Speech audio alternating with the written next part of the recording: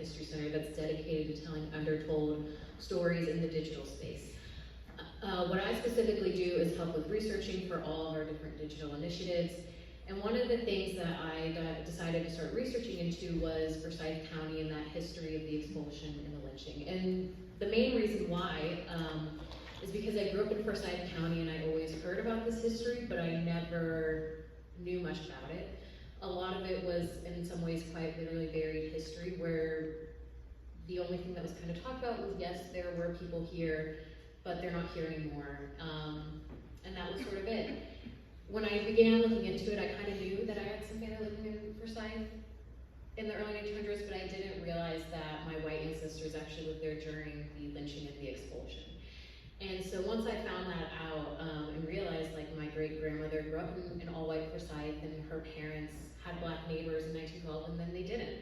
And what role they played, I don't know, but I decided I really wanted to start researching into this and seeing not just what happened, but I was like, well, where did all these people go? You have so many families that up and left and were forced to leave, but we don't know a lot about where they went.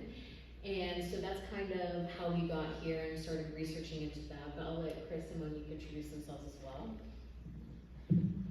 Hi, so great to be here. Thank you all for the time today. I'm Christian Leatherspoon, and as Sophia mentioned, I work at the Atlanta History Center, and I'm Vice President of the Digital Storytelling Department. And so we're a small team, small but mighty.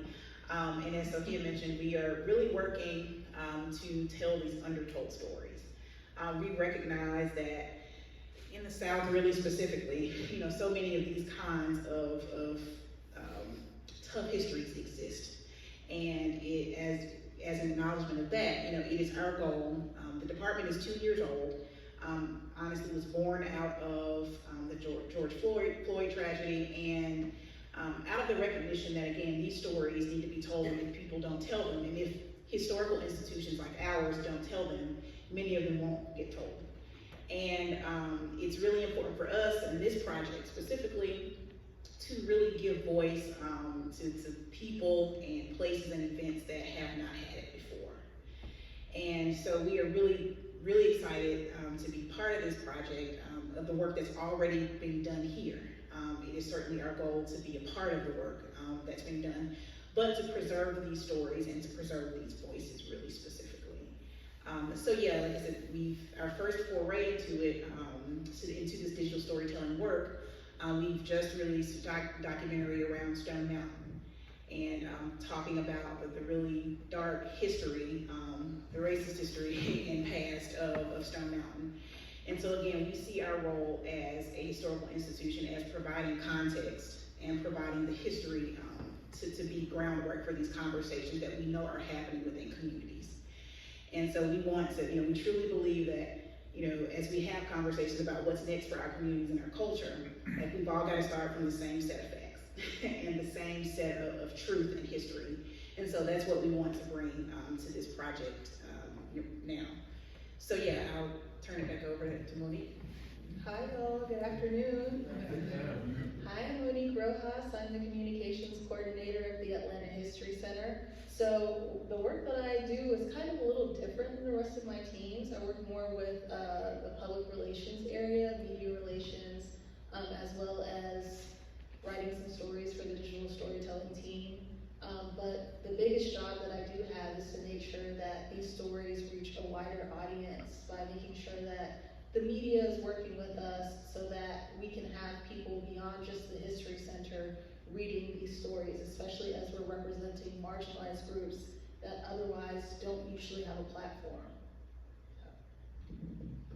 Yeah, so, and just kind of going off what Monique said, we do a lot of different things in the digital space. One of the main things we do is write blogs. We've